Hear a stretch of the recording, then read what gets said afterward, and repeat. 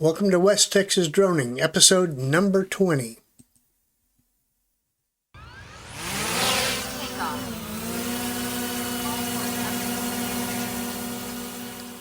Hello everybody, welcome back to West Texas Droning, episode number 20. And what we're going to do today is continue our investigation and flight tests of the new Air 3 that I recently purchased. And we're going to also do an experiment with it in the area of visual line of sight. Now, I guess we all know what visual line of sight is, or we should, as good little law-abiding pilots. And you know that it's the distance at which you're still able to determine the altitude, attitude, flight path of your drone, and also to be able to ensure that it doesn't come in conflict or collision with any other building, aircraft, whatever. And so I thought, well, how about if we hang a big sign off the bottom of it? Would that help a small drone be visible longer? I don't know. I think somebody ought to try to see. But in the meantime, the reason I'm showing this particular picture is, suppose you were the landowner of this area.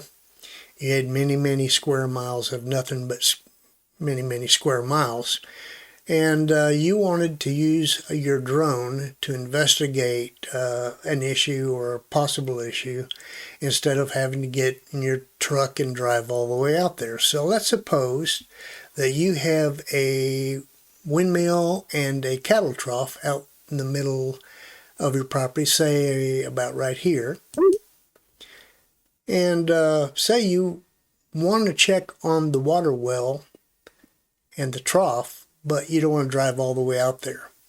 My question is, of course, when you look at this, you can tell it's so far away that you'd have a very, very, very difficult time of keeping a visual contact with a small drone. But also consider the fact, who cares? If you fly your drone out in the middle of a zillion square miles of nothing but nothing, and you get a fly off or it hits something or it crashes, what are you going to hurt? And I'm just bringing this up for maybe considering the possibility of a revision of some of these visual line of sight rules to make it a little bit more flexible. And as you know, I did buy a Mini 3 and also an Air 3. And I'm going to compare the visual line of sight characteristics or capabilities on the bigger new Air 3 and check those out on this one. As you know, an Air 3 is a little bit bigger than a Mini 3. Bruh. And so I'm going to fly the Air 3 out into the distance until I can satisfy myself that that's as far as I can fly this thing and still maintain complete visual contact with it to tell where it's going, what it's doing, and if there's any issues of collision around it. And I'm going to mark that distance. So here we go.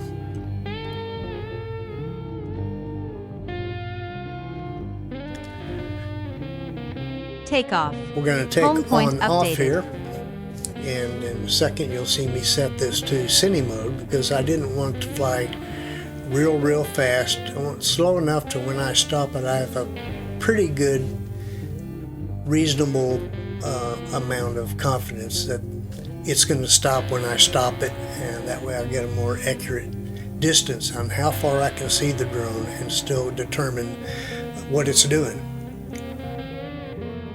So there you see me put it in cine mode, and then we're going to fly out in the distance, and I'm from the ground where you see I'm taking off from. I'm going to try to keep a visual contact on the drone and mark the distance at which its visibility becomes too weak for me to adequately control it. As you see, I've got the full screen is the drone's video. In the lower right hand corner I have the screen's video recording. And that way you can see the distances I'm flying and determine when I stop it what the distance is. I'm going to stop it when it gets at the edge of my visual acuity.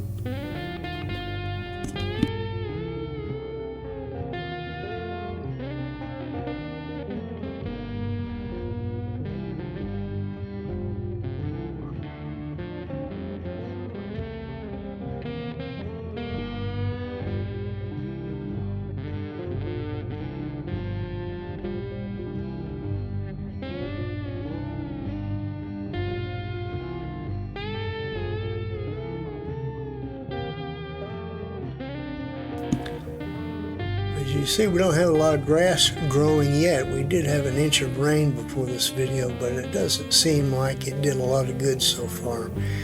The ground soaks up rain pretty quickly here when it's been dry a while.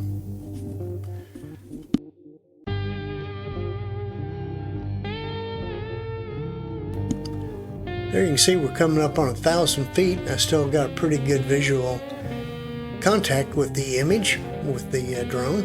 I'm going to climb up a little bit because of rising terrain, and also to keep the drone high enough above the terrain where I can clearly see it. There's 1,300 feet, 1,400 feet,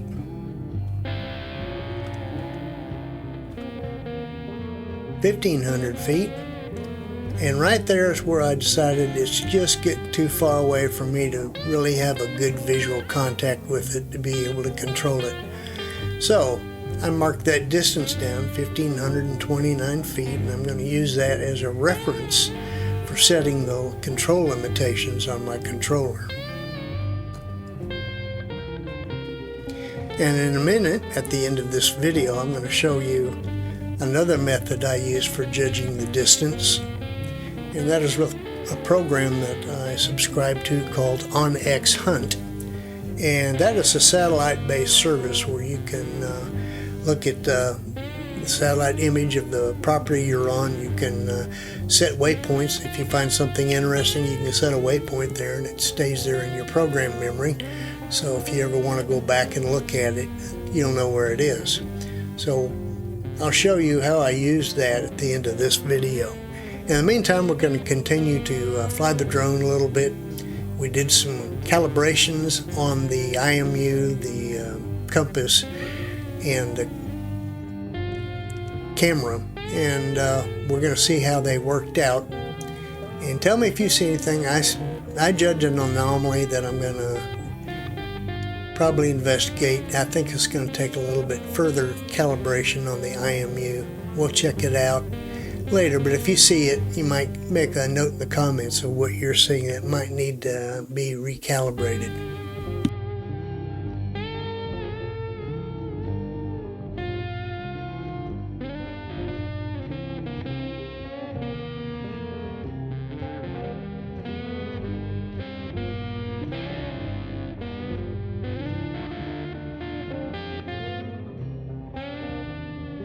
As you can tell, this was a very nice day to fly. We had light winds, cool temperatures, clear skies, and couldn't get much better for flying and for determining how far you can see. We had very good visibility, so where I saw my drone was under optimum conditions, and obviously if it was dusty or hazy or anything else, you'd have to adjust your visual line of sight settings to stay compliant.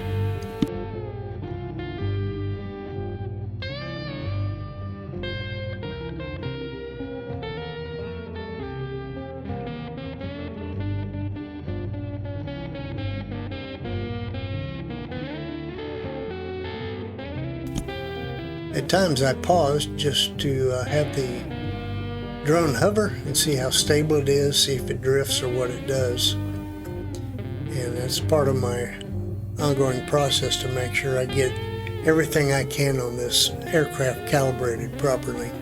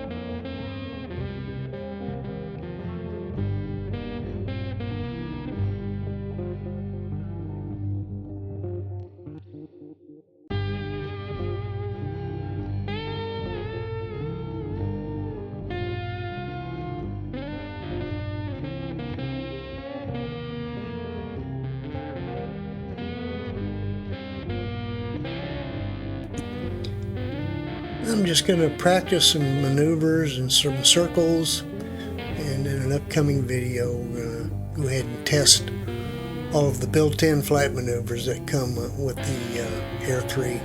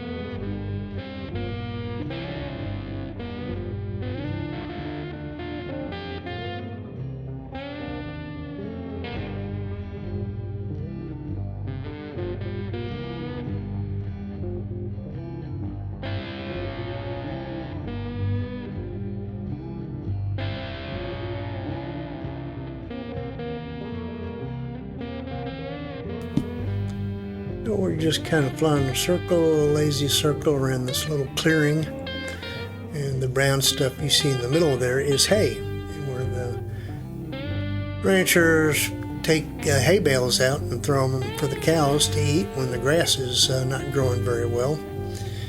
And so that's what that is laying there.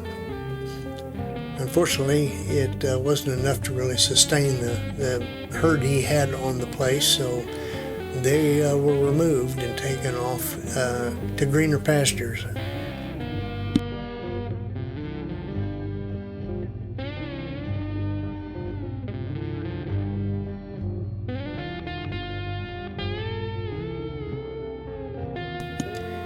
And I thought I had these two videos synced fairly well together at the beginning, and it seems to me like they run at different speeds, and so one of them gets ahead of the other one. As you can see, the drone video seems to be running a little faster than the screen capture, but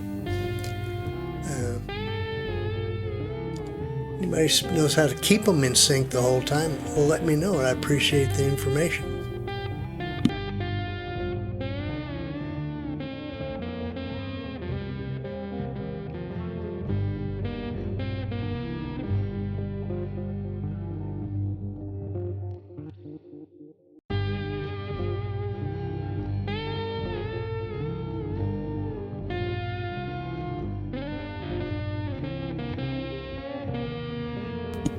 As I said, we're doing fine-tuning on the drone as far as the camera, gimbal, IMU, compass, all those settings. Each time we fly, we watch the video, take it back in and see if there's any refinements we can make to any of those settings.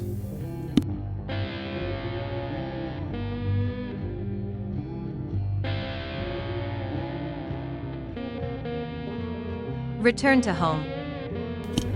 And then we're going to do a return to home. And I'll tell you right now, I was very pleased with the results of this return to home landing. which you'll see in a minute.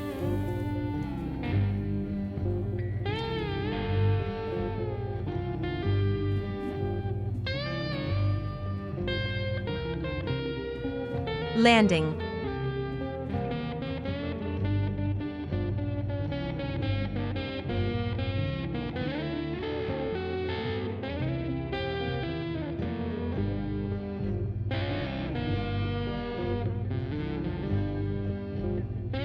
You can see a little image in the lower right that the drone is going to come down at a really accurate place on the landing pad there, and I'm going to show you in just a second how close it really was.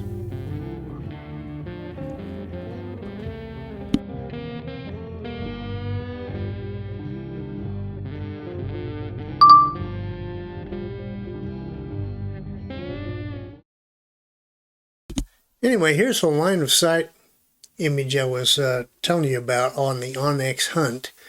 You see a red line there, and at the top of the screen where there's an X, that was the waypoint where I positioned myself while controlling the drone, and go along the line all the way down to the white dot at the end, and that is approximately, best I could tell from looking at the drone video, where it was when I decided that's far enough for me to main visual acuity on it so I could really control it that way. If you'll look at the numbers in the middle of that screen, you'll see 588.4 yards, and that works out to about, let me see here, about 1,700 feet, which is a little longer than the distance that was displayed on the screen at 1530. I'm going to stick with the drone's distance because that's what I'm going to set in the controller as the outside limit, depending on the conditions. So, but anyway, this is a neat program. It's called Onyx Hunt. If you want to subscribe to it, I recommend it. It's good for hunters, for landowners, for surveyors. It's just a real handy program to put on your cell phone or your iPad, either one of them. It'll work on. So, the landing. How about that? That's what the Air 3 looked like when I went up to take a picture of it after it landed. Needless to say, I was really pleased with the accuracy of this little drone and what it can do. So, thanks for stopping by. I thought we'd do a little more flying with the Air 3, and we appreciate you stopping in, checking in with us. Say hello, leave a remark, like us, and until next time, God bless, and we will see you later.